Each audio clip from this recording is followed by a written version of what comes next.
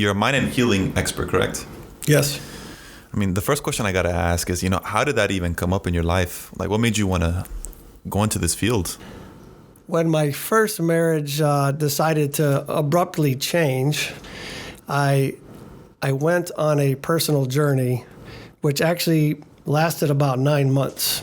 9 months seems a little correlates with new birth, right? But I didn't do it on purpose. But 9 months of self-improvement, and that's where I really learned to meditate and to listen, use intention, and this is also where I learned about working with spirit guides.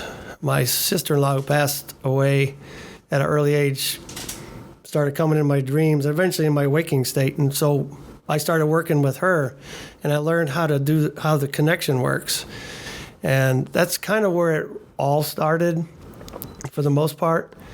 There's more to the story, obviously, but that's kind of the beginnings of it, if that makes sense. Yeah, that makes sense. And so I didn't know how to meditate. Nobody taught me. I just learned how to do it. I spent, even if I had 5 minutes extra in a day, I would meditate. I would meditate all day long, every time I had a chance. And it took about 2-3 months before I was really good at it. And it really began to enlighten me in information and connection and about me. And I learned how to communicate to the other side, so to speak. Other dimensions? Yes, or other entities, other planes. That you don't think that's kind of like voodoo or? Actually, that's a good question. I get that a lot. So if you look at Christianity and other major religions, right, a lot of people will say that this is wrong. But if you really look at it and read it in depth and understand what you're reading, we're more actually in line with what's going on with religion than we are different. It's just different terminology, right? So, for example, the word psychic, right, means something to most people. But if you go into a church, somebody that they might call it the gift of prophecy. It's really the same thing, only a different term. So voodoo, no, because honestly, this is about the metaphysical, correct? So metaphysical meaning the belief in something we can't see. And that's what religion is, if you think about it as well, right? We're believing in something we can't actually see. So very similar in a lot of ways. Because I'm all up for meditation. I love meditation. If anything, I should do it more often. And going with that, there was a time where, one of my best friend passed away recently. And like 2 or 3 days later, I meditated. And I felt like I opened up a different channel to the point where I was talking to him. And he was speaking to me. He said, "Leave me alone. Let me be free." And I don't know if that was just me in my head, like imagining that, or if that was legit a conversation. I don't know. Well, as far as I'm concerned, and most people I work with, that's legitimate, because that's the way most mediums connect. So I'm a psychic and a medium. So medium refers to the fact that you can communicate with the dead or the folks that have passed on, right? Yeah. And so what you were doing was exactly what a medium would do, right? Sometimes they could have to meditate, sometimes they don't. But communicating with anything that's energy, spirits are energy. Yeah. We can connect with anything that's energy, everything. So literally we could communicate anywhere, anytime, any place. Why would you want to communicate with the dead, though? Well, it's interesting. The people that come to me and ask me to connect with, say, Uncle Joe, right? What they're really looking for in a lot of ways is not so much, most of the time they'll ask me, is Uncle Joe okay? Well, you don't take a psychic to know that, right? You just know, but in the process, what happens is when you connect with somebody on the other side, they can tell you things and enlighten you things about that person or yourself if you're doing it for yourself, that you wouldn't possibly know just by trying to look it up on the internet or whatever, or research it. They know things about things that, how do I say this? So if I read for somebody and I connect like you did on purpose, I will get things about that person that I shouldn't possibly know. But it's a process of helping this person heal or get past something or change something in their life.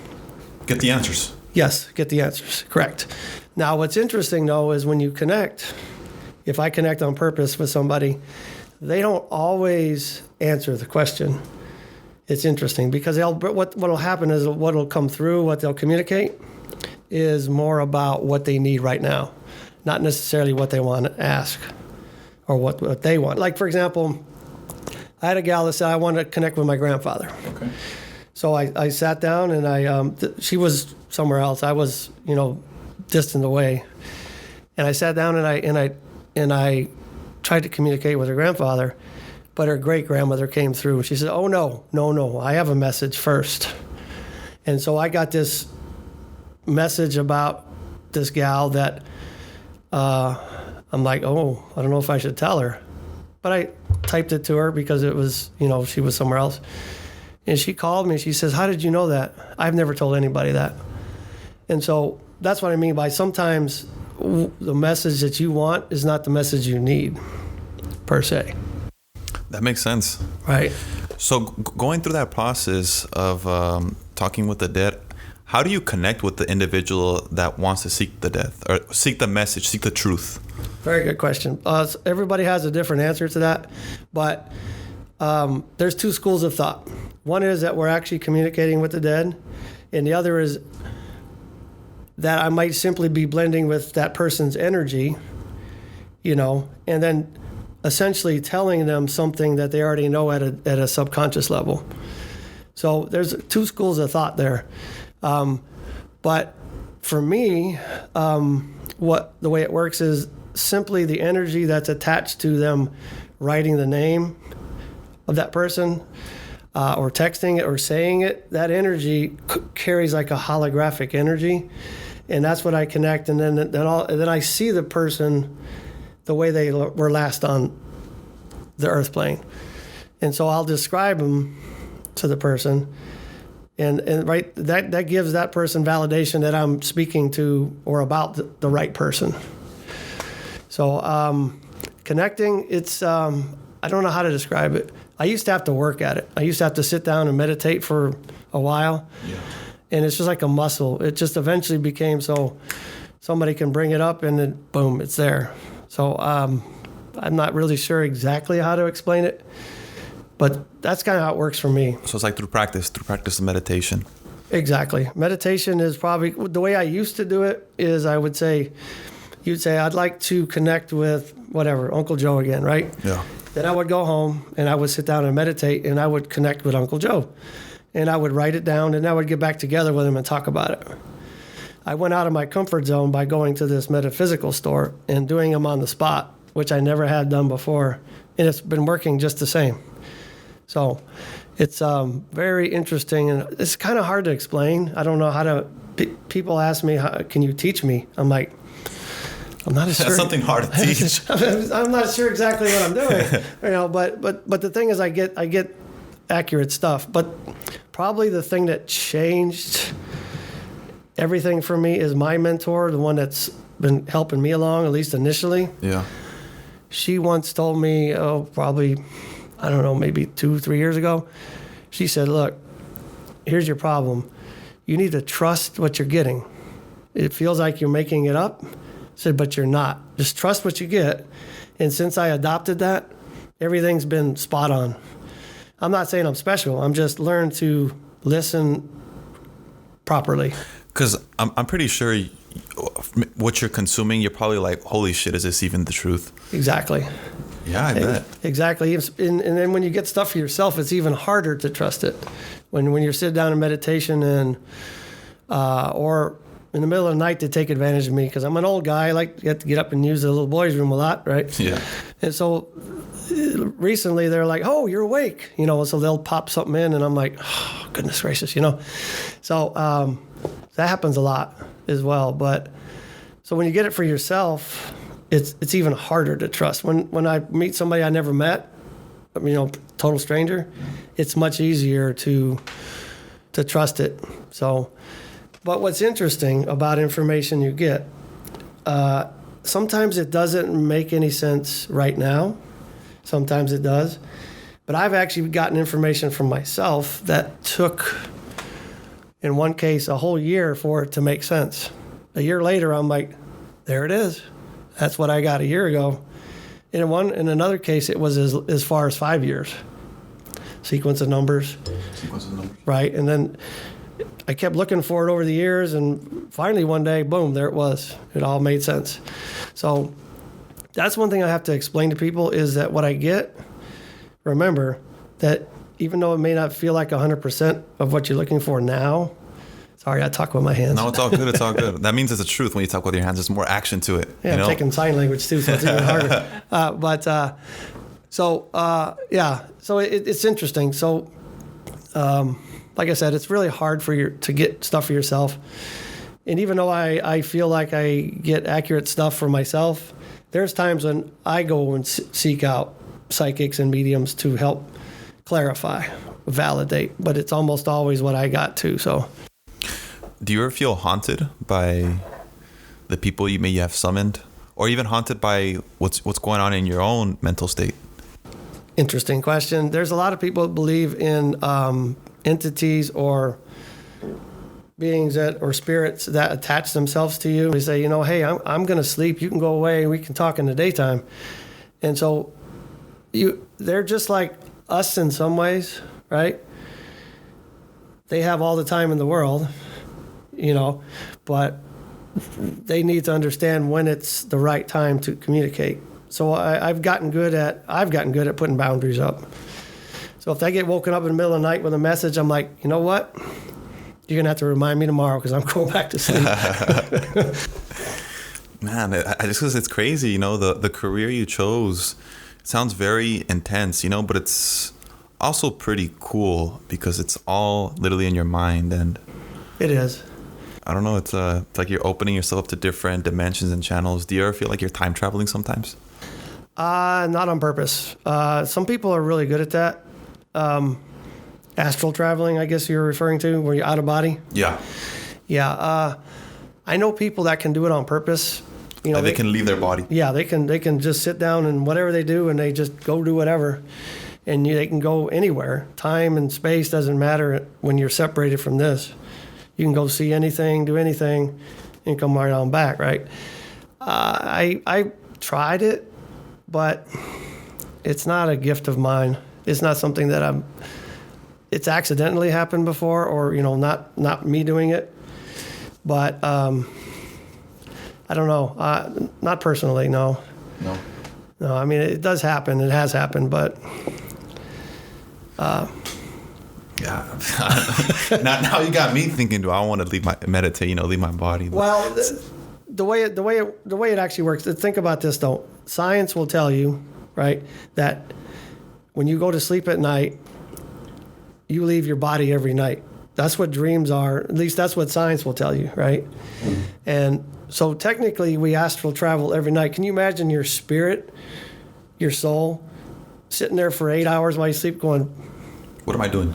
I'm out of here. I'm going to go, explore." And so, in a lot of ways, you do it every night naturally. So, I mean, I can't prove that. These are just research and stuff that I've looked at. No, I had a friend too that he once said that he would, before you go to sleep, he would tell himself, my spirit's gonna leave my body and I'm gonna wander, and I'm gonna tell you exactly what you were wearing, this and that, blah blah blah. And the next day, what he said was the truth. And his wife got mad at him because he was going into different dimensions, and that's bad because maybe you could get stuck in one. Who knows? Well, generally it doesn't happen. The idea is that you're connected with like a silver cord at the belly button, so you can always come back. However, I used to work with this housekeeper up at the hospital, the military hospital, and she would tell me that when she was younger, she used to she'd send her kids off to school, come home, boom, she was out. She was astral traveling. That was her thing to do. She liked to go to China. She liked to go all these places and experience things safely. She said until one day, I tried to get back in my body, and I couldn't. She said, I tried and I tried. I finally got back in. She said, by the time I got back in, my whole body was cold and clammy, like it had died almost. She said she quit doing it after that. So I can't say that it's completely safe. That's the only person I've ever talked to that's had a bad experience with it. But to the point where she was gone for so long, her body almost died? Yeah, I think so, yeah. But so I don't have a lot of personal experience with it, but it is cool. I'd love to learn it. Yeah. I don't know, I guess I just haven't put a lot of time into it to try it. So it is on my to-do list, but. So going with that, when we talk about the spirit and the soul, is that, will we say that's the same thing, the spirit and the soul? Generally, yes. So so if we're going to kind of delve into past lives a little bit in this question, right? So the way the past life model works is that, so we're a soul created by God or the source or whatever it is you consider the creator of everything, right? I mean, everybody has a different name. We'll use God, okay?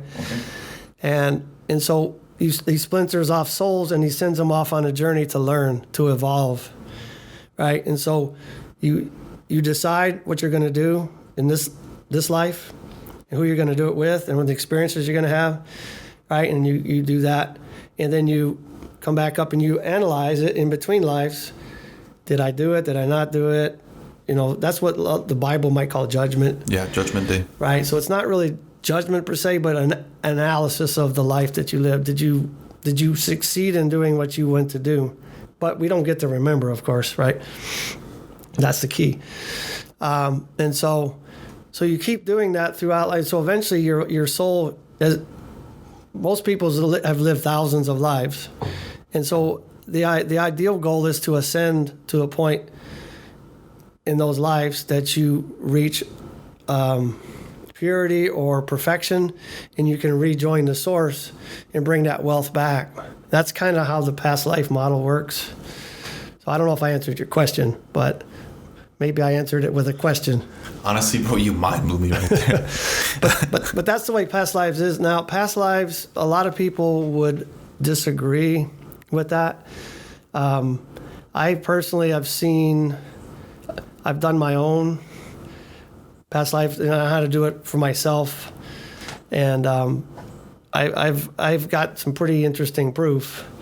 And I've seen a lot of stories that there's just no way that this person could not have experienced that life that he remembered. So there's a lot of proof out there. There's some that don't make sense, but the thing is, when you come back into lives, you're not always the good guy. Sometimes you're the bad guy, right? Yeah. The last life that I went through for myself, that I looked at, I was an SS officer at Auschwitz, in charge of the gas chambers, right? So I was not such a good person. Now that was a lot before you had this one right now. Right? And in this one in particular, I was given a name, which I don't usually get names when I do. Yeah. But I was able to research it, and this person actually did exist and did exactly what I saw myself doing in that life. So for me, there's just way too much proof to think that it's not happening. There is another school of thought in that one too.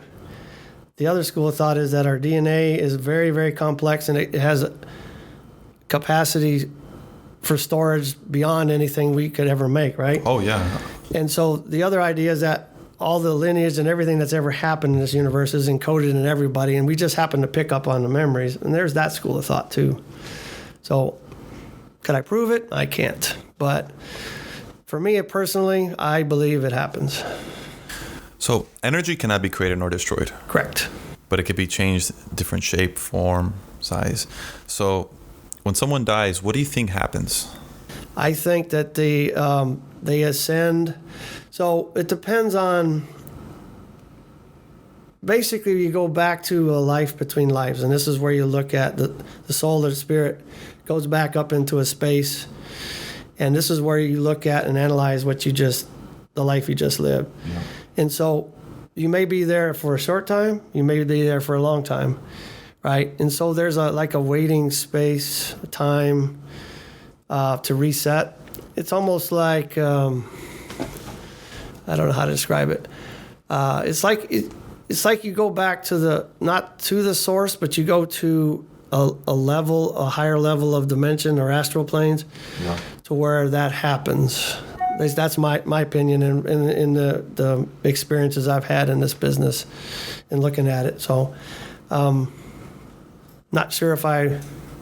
Yeah, you kind of did. So, but after that, do you come back to this world as a different human, or? Sometimes. So when I've done past life regressions, and which is also part of the hypnosis, which I'm sure we'll get to, but the lives that we live are not always on this planet or as a human. Sometimes we could be a rock. Sometimes we could be a tree. Sometimes we could be a ruler on Pluto. I mean, there's all kind of. You could have been aliens as we know them, right? So it just depends. I've gotten lots and lots of stories as I do these things, and not just my stories, but there's other people that do the same. Yeah.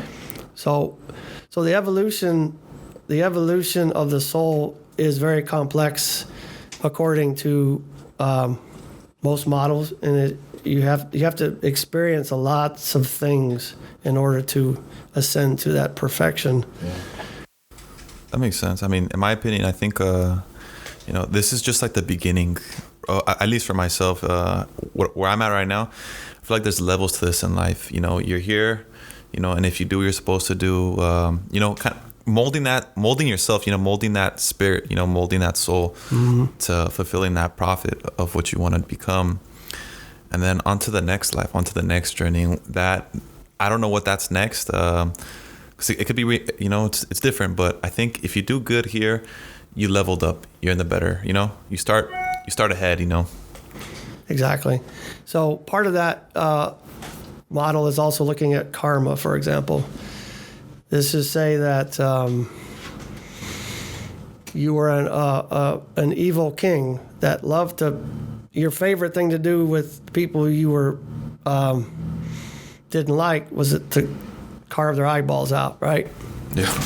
Right? And so in this life, you come back as a blind man because you need to experience what it's like to have been blind because you caused that to happen with other people. So, and a lot of times in past lives, you carry over fears or ways, like the way you died sometimes carries over. Let me give you an example. So a relative of mine, fairly young, I'm not going to put his name out here, right? But was scared of the dark, going up the stairs, and deathly afraid of open flame. But his mother says he has no reason in his life for those fears, for that phobia. So I started working with it and looking at it and having other people read it and myself. Turns out he was a firefighter in the South Tower of 9/11 during the attacks. So that makes sense. Dark stairs, fire. So that carried over. Those fears carried over into this life. So that's where past life helps. When you have people look at their past lives, they can realize that what they're going through now may not be anything that they need to worry about anymore. It helps them resolve some of that, if that makes sense. That makes sense. It kind of reminds me of like Hinduism, because in Hindu it's like different rituals. Yeah. But essentially the same thing. We're trying to eventually reconnect with our maker, right? And so that's why I personally think the metaphysical world is no different than religion in that respect. We're still working our way towards our maker. So. But yes, I do agree. Most religions are very similar in that nature. It's just they've embodied their own culture. Correct. And when you dissect culture, it's got cult inside of it. Yes. I remember we had spoken a while ago, and you said that earlier in your life, your family, correct, was part of a cult religion. So how was that? Very interesting. As I will start by saying, as a youngster, I think it made me a much better person than having not gone through it. As an adult, I would never do it. So essentially, what it was it started with one main church in Houston. We'll leave the names out of it, but and the idea was it was basically centered around what you might imagine communism. Yeah, damn communists. So a few commies. So a few elders or those in charge ran everything. They made decisions about everything for everybody, and everything was for the good of all. Some people would go to work, some people would cook, some people would watch the kids, some people would work on the cars, and it became this worldwide phenomenon. I mean, it was all over the place. I mean, they had it in Australia, Scotland, everywhere, right? And so it was nice for me as a young child because I was quite lazy and not very ambitious. And so about 2 years into it, my parents made a really good choice for me, which at first sounded horrible for me. They sent me to another household that was managed by the church. And basically, it was like being a boot camp for 3 years with this guy. He taught me work ethic like nobody's business. He made me repeat the 7th grade because my grades were horrible. And but that 3 years is probably what changed everything for me. But the problem with that type of organization is that power eventually goes to your head, right? And so you had to, I mean, it was so tightly managed that you couldn't date anybody without permission. You couldn't marry anybody without permission. They decided who was going to live in what house. We had 23 people in my house. 23 people in my house. 8 of us were family, right? And so everything was managed through a few of the elders worldwide. And so it turned out to be the power went to most of their heads, and it became bad. You know, became tyrants in a way. Yeah. It was a good thing that good idea, yeah, but it went bad. And so if you don't spread out the decisions and let people, you know, be themselves, express themselves. Yeah, right. And so what happens is if you take away the ability for people to date and to have physical relationships with people, what do? They start rebelling. But it goes into sexual assault, right? And so they're going to find a way to make that happen. So all my siblings, if it happened to me, I don't remember it, but all my siblings, yeah, all of them were sexually assaulted a lot, right? And so you can't take away the nature of a human and expect that to still not happen somehow. Yeah. And so it was pretty bad. It was so, but my mother actually ended up having I don't know if it's true, but an affair with another married man. So the church, instead of dealing with it, they split us up. They sent that other family to Australia. They sent us to Colorado. And so we showed up at this, it was a 65-acre compound with all these cabins and stuff. And we showed up with a U-Haul. As soon as we pulled in there, they opened up the back and took all the stuff and spread it around to everybody that needed it. And it was just like, whoa, no control. And, you know, and you were free to leave. However, my parents didn't have anything. They took everything. There was no cars. And they could walk off, right? But they had no money in their pocket. You know, my dad wasn't working. I don't know what he was doing. He was doing something. And so, long story short, my father finally got tired of it. He's like, no. And so they finally gave in and sent him back to Houston with a car and $1,000 with 4 kids. You know, that's not a lot at all. No. And so they left the 3 of us older boys. They gave us a choice if we wanted to stay. So I decided to stay for a while until I talked to my dad, and he's like, so I went back. But the other 2, we had to go through court and tremendous problems to get them back. How old were you when that was going on? From the age of 8 to 18, actually. 8 to 18. Yeah. So the benefit besides the boot camp home was that I got introduced to every culture, every type of trade. So I learned to get along with people, and probably the best thing for survival is I learned to believe like I wanted to, yet tell them what they wanted to hear. And so there's a lot of good things I think came out of it for me. Ask my siblings, they wouldn't agree probably, but so it was very interesting. Wouldn't do it as an adult. No. It's crazy because it kind of brought me back to when we were talking about karma, how in the past life you were an SS officer in Auschwitz. I mean, if you think about it, they took everything from the Jews. Mm-hmm. So, you could say it was in a way karma, when you guys went to Colorado, point. Yeah, and they took everything from you. I like it. I like this guy. He's got it. I never thought about that. That's good. That's good. But it's interesting. We talked about, you asked me earlier about, have I ever been haunted by somebody or felt like, it was interesting. The main elder for that Colorado compound, when I first started delving into the metaphysical world, one of my friends was really gifted, and he pulled out the fact that this guy, he died, but he was attached to me, or bound to me and many others for all the sins that he committed during all that. So I had to sit down and release him, and in order for him to leave me alone. So I mean, it does happen. So it's interesting when you have somebody talented enough to pick that up, So the cult, yeah, I mean, it still happens. Still happens. It was very similar. You remember the Jim Jones cult in the Guyana?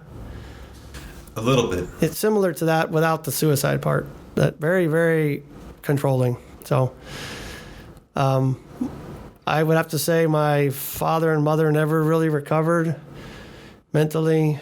They're not here on the earth plane anymore, but my siblings are still struggling in a lot of ways, I believe. But I feel like I came out of it pretty good, pretty well. Have you tried doing any hypnosis or healing with your siblings? No, actually, that's a very interesting thing because I only have one sibling that agrees with what I do. The other ones have nothing to do with me. No. So there's no connection. I think I'm a devil. Yeah. Or whatever. I mean, that's just the best way to describe it. And so that's okay. I mean, I got cousins, same way. They just don't. I'm like, that's fine. And it's unfortunate because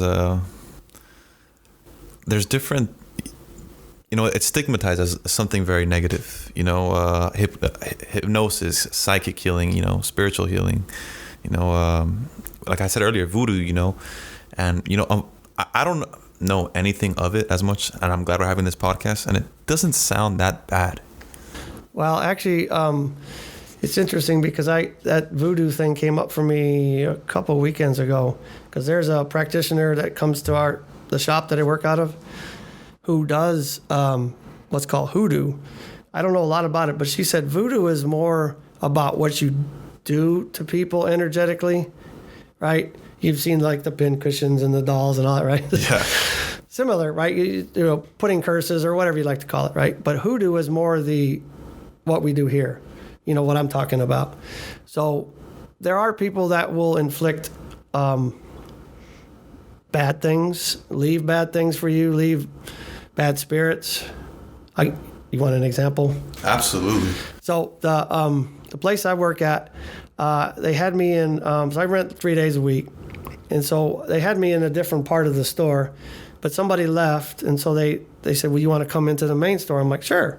So I got that room. They said, though, there's something about that room that we can't seem to get rid of. We've had people work on it.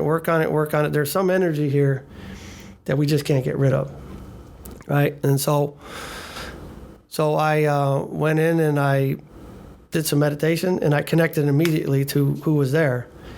And the best way to describe it, it was like an old hag, right? Somebody that's passed on. But the key behind that was that the person who left that store in not such a good way purposely left this entity there to cause havoc. And so, in short, I sent that entity away and put boundaries, protections around the room. No problem since, right? And for some reason, it took me to do it. They've tried a lot of people. Maybe it's because I'm male and they're all female. I don't know. But the energy's been, they said the energy's been great since. So it can happen and it does happen. Sometimes we just don't know it's happening. Yeah. When you say protection, what do you mean by protection? Well, there's a lot of ways to do that. What I imagine, you know what a Faraday cage is? A Faraday cage? Right. And so like if you're expecting an electromagnetic pulse attack and it kills all the electronics, you know, you line your house with aluminum, right? Yeah. Something like that, right? So I imagine, what I do is in my meditation is I imagine like a metaphysical or energetic Faraday cage around the room, and I put it in place and I leave it there. I mean, I don't know. There's a lot of different ways that you can visualize that and activate it. You could ask 1,000 people, and they'd all have 1,000 different answers. So, I like what you said though. Imagination. I think imagination, in a way, is the creation of everything that we see. It is. Visualization, but the subconscious doesn't know the difference between this reality and what you visualize. So like you talked about the what'd you say the other day, like the book The Secret, for example, right? Mm-hmm. So what you persistently and consistently think about, your subconscious is like the private listening to the general going, got it, I'm working on it, right? So visualization is super important in changing your life, right? And very, very good pointer there. Yeah. Is do you watch South Park? I don't. No, okay. It's because like there's this funny episode. It's called Imagination Line, and it's like a 3-episode series, and you know, it's the terrorists are invading our imagination, and they nuke our imagination. But with this one guy, Butters, he just meditated and he reimagined life again. And it got me thinking that, you know, if you can imagine something, it could legitimately happen if you put your energy towards it. Because all we are is energy, correct? Yes. So I got lots of examples of that. However, I can give you a classic example. Absolutely. So we're both soccer guys, right? And so for about 7 years, I would go out to the professional tryouts. I mean, I'm way too old, but it was fun, right? And so I finally got tired of not getting any response from me being out there. I started when I was like 54 trying to go out there. It's like, yeah. And so I decided to do something about it. So I said, okay. So for 3 months before the tryouts came up, I would sit down and meditate, and I would imagine exactly how the tryouts were going to go. I could smell the grass. I knew which finger I was going to injure. I imagined that. I imagined exactly what the coach would say after, right? And I even went so far as to say I was going to be interviewed by a TV station, a news, right? And so I got to the tryouts, and I kind of forgot that I had been doing that. And I'll tell you, it happened exactly like that. All in sequence. Exactly like I imagined it. I mean, don't get me wrong, it takes more than once. But so it took me several months to actually get that perfected. But it can happen. I mean, I got lots of examples, but that's one of the biggest ones. I mean, it was the part I didn't put in there was a callback for the next step up. You should have done that one. Exactly. So it can be done. It takes practice. Everything is like a muscle. You have to use it in order to enhance it and make it better. Yeah. Oh yeah, it's crazy. You know, I have stories too, especially when you speak into existence. Yes. You know, like it's happened to me where I was like, man, if I were to see someone in HEB with no mask on, I'm gonna tell them something. And I was like, you know, like in the midst of COVID, saw the person, no mask. I didn't say a damn word. You know. Well, that is interesting. Yeah. So yeah, but what's interesting is that your thoughts and your words are very similar. So they're still the same, relatively the same action. So thoughts and words are sound, right? Yeah. And if you really look at, say, the biblical creation story, that's how God created. He spoke it into existence. So the power of sound is more amazing than most people think. Oh, absolutely. I think the tongue is a powerful tool. And, I believe language, voice, the tongue is very mighty powerful. And then to speak it with action is to back it up forward. That's even incredible. That's almost like you're immortal. Exactly. So you can sit and wish all day long in one hand and, crap in the other. What do you get? Crap, right? You have to you have to have the faith and the direction and the action. Otherwise, like a prime example, and I hate to use him as an example, but Hitler. Yeah. Hitler used his tongue as a tool and as destruction, But I mean, or Alexander the Great, better example, Alexander the Great. Mm-hmm. That guy was incredible. Exactly. Yeah. So I think the Bible says it best. It's how does it say? You can use it for good and you can use it for bad, in the same device, right? Yeah.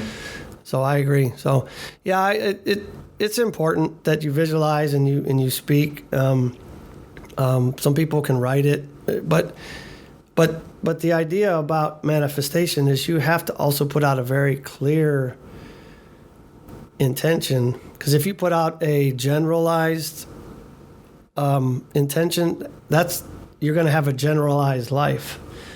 So another example. So when I was ready for the next relationship, right? Yeah. I sat down. I actually laid down on my couch, meditated, and I actually specifically told the universe what I wanted in a woman: hair color, eye color, everything, right down to the detail. Yeah. And then the next week, my wife showed up exactly like I put out to the universe. It was very specific, and I got specific response. So, but you also have to be ready, if that makes sense. 100%. Right. And I just finished that 9-month-long self-development thing, and I was ready. And so, boom. So it can happen. It can happen like that. So. Yeah. Oh, yeah.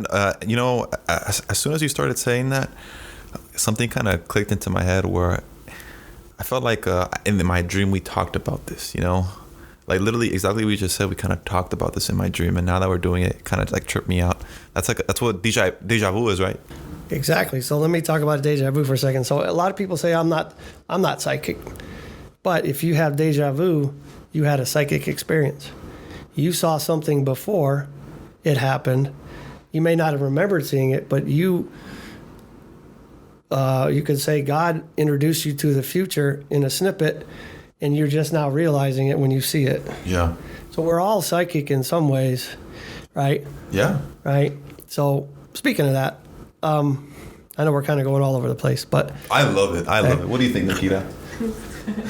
So my definition, a lot of people have different definitions of psychic and medium, right? Yeah. So for me, to be psychic means I can connect with those that are here now. I mean, it could be somebody on the other side of the planet. Doesn't matter. Connecting with somebody who's alive and seeing the now. And the medium means I'm connecting with someone on the other side and seeing the past and possibly the future. Most people would identify a psychic as somebody who could see what's going to happen, right? And some people do. Some people are really good at it. But one thing that's interesting is every medium is a psychic, but not every psychic is a medium. Not everybody that can see the future or the now can communicate with the other side. So it's interesting. Everybody has a different definition, but that's mine. Yeah. What do you think about parallel universes? Oh, gosh, yes. Yeah. So all around us, right, is an unlimited amount of dimensions or parallel universes. In quantum physics and quantum mechanics will tell you that. They've proven it, that they exist. Simply put, we are tuned to this frequency. And if we can learn to tune to other frequencies, we can experience other universes, right? The other part of that is that a lot of, I don't know if they're theories, but a lot of people talk about the fact that there's a whole lot of Robs, there's unlimited amount of Robs having similar experiences, but fractioned off of this one. So yes, I believe there's a lot of different dimensions, parallel universes, whatever you like to call them. And I think sometimes people have experienced time slips or slips into those before. There's lots of stories where people have seen people from the 1800s just pop in. They accidentally step into the wrong dimension. It's really freaky. There's a lot of interesting stories about that out there. Quantum physics. Mm-hmm. Yeah, no, I think, personally, I think it's infinite. I think there's just, everything is infinite to me. I remember one time it was like through like little meditation where I saw like, you ever seen the show Rick and Morty? Who? Rick and Morty. You ever see the show Rick and Morty? No, I don't really watch TV. But Well, there was a episode where like it talked about parallel universes, and it went from 2 universes to 3 to 4 to infinite, and that's what I saw. Was just infinite, like just so many doors of just infinite. Oh, absolutely. I totally agree with that. And can we talk about dreams for a second since you were talking about that? Absolutely. So, first we'll have to talk about the pineal gland, okay? The third eye. The third eye. Right. So the third eye is actually the pineal gland, which is a small gland in the center of your brain. The funny thing is it has the same makeup as your regular eyes do. So it has the ability to see, but it's in a dark space. Why would God or our maker put that in the middle of our head? This is where we get our intuition. This is where we get our insight. This is where our dreams happen. This is where our wake and sleep cycles happen. So what's interesting is that dreams are very, very important because most of us don't take the time to connect, right? And get the information we need. So when we go to sleep at night, what happens? Our conscious mind goes away, and then the other side has complete access to us, command audience. And so they come and they show us messages in symbology and pictures that help us make sense of their language. And so, for example, if you experience water in a dream, it's talking about your emotions, for example. If you're in a house, depending on what level you are, it's talking about what level of consciousness in your own mind they're talking to you about. So that's where I first learned to work with my spirit guide. She would show up in my dreams, just like you talked about. You saw it before. Yeah.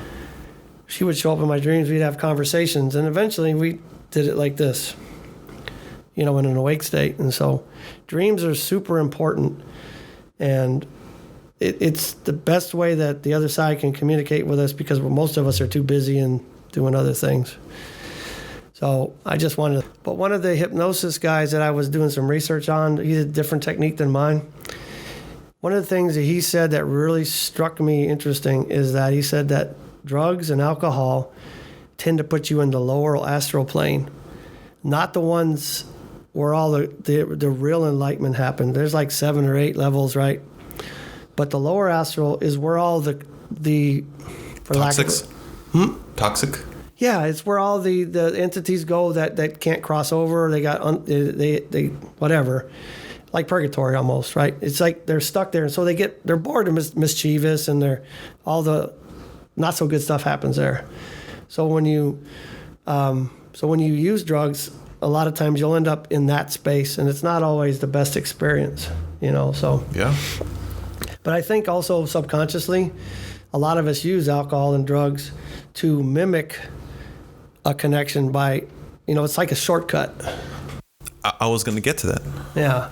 I think, but you said drugs, and I believe, there is drugs, but I also believe there is psychedelics as far as that are good, in my opinion. Sure.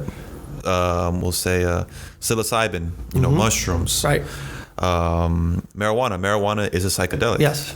And I believe with those, like how you said, it is a shortcut to get to naturally meditating. Because meditating, you get more virtues. You get patience.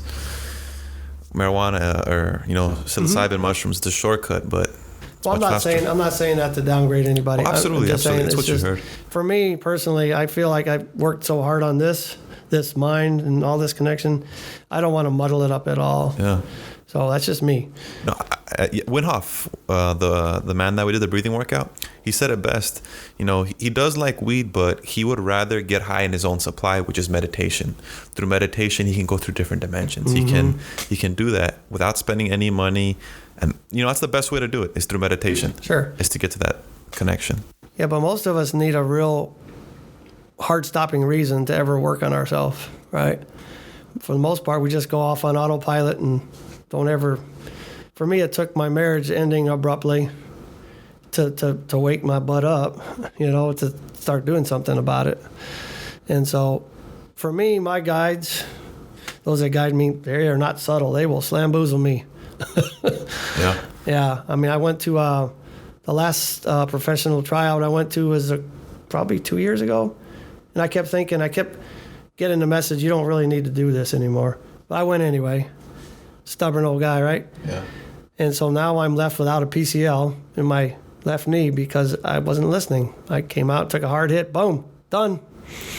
You know, so that's what I mean by not subtle. Yeah, you have to listen to that conscience or maybe that intuition that talks to you. Mm-hmm. You know, because I feel like that's like that voice of, you know, getting closer to God or, you know, whatever you believe in, you know, the universe or sure, however it is, or getting closer to your spirit.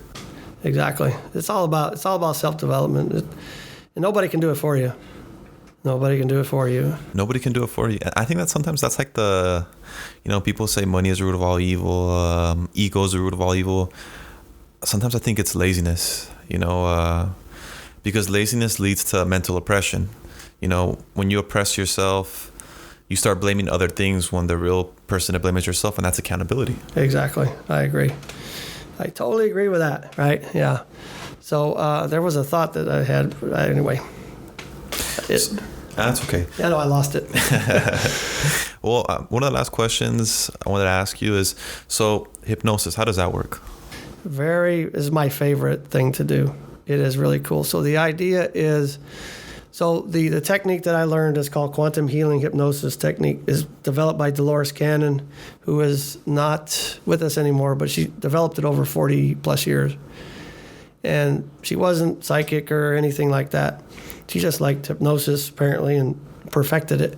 But the idea here is that using past lives to jump off into hypnosis or the hypnotic state, which is the theta level of consciousness right before you go to sleep. Everybody passes through it every time they wake up and go to sleep. Yeah. So the theta level is that sweet spot you talked about earlier. You remember that? I think you talked about it. Or the nirvana. Yeah. That you have on board, right? It's that spot where everything just comes together. And so the idea is to, just with your voice and the hypnotic way you speak, you get them to that point. And then guess what? I have a conversation with your subconscious. And it's really cool because we develop questions to ask the other side, lack of a better word, right? So we're asking their guides, basically, direct questions. And so when I ask them on their behalf when they're in the trance, the answers go from I and me to her or he or they. So in other words, it goes from first person to third person. And so they start talking about that person, but through their voice. And the only thing that moves is their voice, their mouth. Everything else is like... Still. Don't move. They don't move at all. And so it's interesting the way some of the personalities come out when you connect with the other side. Sometimes they're hilarious. Sometimes they speak different languages. I have to go, no, English, please. I had that the other night. I'm like, no, English. They kept reverting back to some language. I'm like, no. She needs to, because I record it. Yeah. And so I had to remind it probably, 25, 30 times, English, please. So, and it you get the strangest answers. Sometimes it's like, and sometimes they refuse to answer. They're like, they don't need to know that. Or they'll say, we can't do anything about that because that's their karma. And so... They need to live it. Right, and so it's and so it's a direct hotline to, I'd say, the source, right? And it's not really the source, because they always come in more than one. They always talk about themselves as us or them, or right, or we. So it's like more than one. I think it's their spirit guides, or those that guide them, angels, whatever you like to call them. Yeah. And so I really enjoy it, because if you want to change your patterns in life, you really need to go to the subconscious level where the recording is, right? Because we talked about the subconscious being the hardwired part of your life. So expecting to do it at a superficial level, like consciously, is like yelling at a CD, positive affirmations at a CD, expecting it to change. You have to change the recording. And I'm not saying positive affirmations don't work, but the quicker way is to go deep into the subconscious to change that wiring. Fine tune it. Yeah. And so the subconscious really is, in my experience and through research, the ultimate connection hub. Everything about you, past, present, future, connection to God, connection to the universe, everything, that's the hub. And so that's where we go to look for answers and to start working on healing, which is really cool. I've seen healing done while I was doing that. So a lot of fun. Healing's cool. It's crazy how you can literally reprogram yourself, restructure yourself, and, start building those habits to mold that character of yourself. Yeah, the very first time I tried it, it was just amazing. I just talked to the person, in a certain way. Yeah. And they went under. I'm like, wow. It's amazing you can talk to somebody and put them in a trance. It's crazy. Crazy amazing. Yeah, to some people it's wild. To some people that's awesome. Well, it's really scary for a lot of people because they feel like they're going to get taken advantage of or whatever. But what I found is that I've accidentally touched clients in the middle of trying to get them there.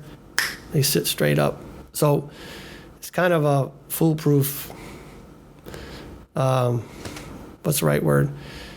There's checks and balances, Yeah. Yeah. So, but anyway, it is my favorite. It takes, this particular technique is several hours long. It's talking about everything about them first, so I understand them. Get that spiritual connection between right, them. And so that when we go in, if they bring up something different that we didn't talk about, I have at least enough background to work with it. And so, yeah, I enjoy that probably the most. So let's say Nikita, she wanted to go for hypnosis. How long would that session be? About like 2-3 hours? 3 to 4. 3 to 4. Yeah. It depends on how much we talk at the beginning, how much we need to talk about, right? Most of the time, when you put somebody in front of you and they want to talk about, most people that go for hypnosis they're really desperate to figure out what's going on and how to fix things. So they have a lot to say. They talk all about, it's an open session. It's everything's out there. Yeah. And so most of the time the conversation goes about 2 hours. I'll stop it at 2 hours, but I've had some that only lasted 30 minutes, but so it's fairly long, and it's a different technique than the average stage show hypnosis, right? And afterwards, after you're done doing the hypnosis with your patients, how do they feel? I just had one the other day. Right? And so how was that? She felt the reports back were that she felt very much more relaxed. A lot of the pain had went away that she was having, and just overall lightness. It's just like these burdens were lifted off of her. She has stuff to work on still, right? But it really helped pull a lot of that burden away from her. And what's nice about it is because the hypnosis part, the hypnosis part is only max an hour. At an hour, I'll stop it. Yeah. But when you wake up, you put that, it's built in when you have them wake up.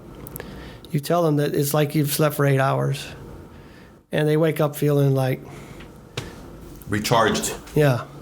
And so it can be dangerous if in the wrong hands, because you can at that point really put suggestions in. Yeah. But I record it so they can hear if I did, and plus they can listen to it again. Yeah, because you can't just trust anyone, when it comes to like doing that spiritual mental healing. I feel like you really need to find the right person. You seem like the right person. If I wanted to do any mental or spiritual healing, I'd go with you. Yeah, and so I've had a few folks that it didn't work for, and so it is what it is, right? But yeah, it's enormously fun.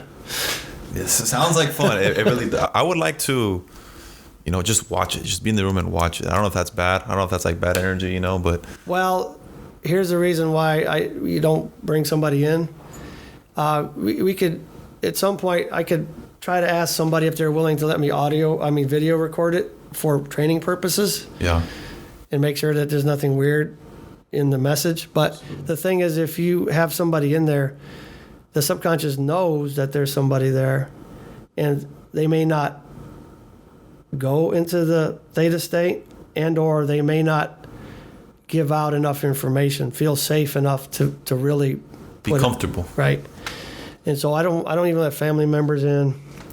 That makes sense. But there are some online that I could share with you that Dolores Cannon did. You can see how it works, but it's crazy. Yeah, definitely. Well, I'm gonna ask one more question. Okay. One more question. So, sure. First off, thank you for serving our country. I appreciate it. Have you worked with any of the men that you've enlisted with, women that you've enlisted with? Any veterans? Not specifically. I've been trying to find ways to get involved with the VA and the Wounded Warrior Project and different things, and haven't really gotten anywhere with that. I know they have done studies with hypnosis at the VA, and also energy work, like the Reiki and stuff like that. And scientifically, they've shown that it's helped a lot. Reiki healing? Right. And in my personal experience, it does. But that's where I really want to go and really want to do. But it hasn't really panned out yet, specifically. What's interesting, though, is that in 6 years, I've had 2 male clients. Every other one has been a woman. Not on purpose. Not on purpose. Not on purpose. It's just that. But the message I've received, very loud and clear, in short, was my mission is to help women with their evolution. And it's been ringing very true since. So I don't have to market it as, oriented. It's naturally happening. Right. Right. And so it's very interesting. So I have to, I a lot more careful now. I got cameras in my rooms and, Yeah, you got to be careful. Yeah. That's awesome. Well, Rob, I appreciate you coming for the podcast. How can someone find you, contact you if they need any help, guidance? Oh, yeah. Actually, I have a couple different websites that have everything you need to know about me. One is mazakets.com. So that's mazakets.com. And I also have mazak360.com, mazak360.com. And my phone numbers, contact information, everything that I do is there. So awesome. That's the place. Awesome. Well, thank you so much, Rob. I appreciate you.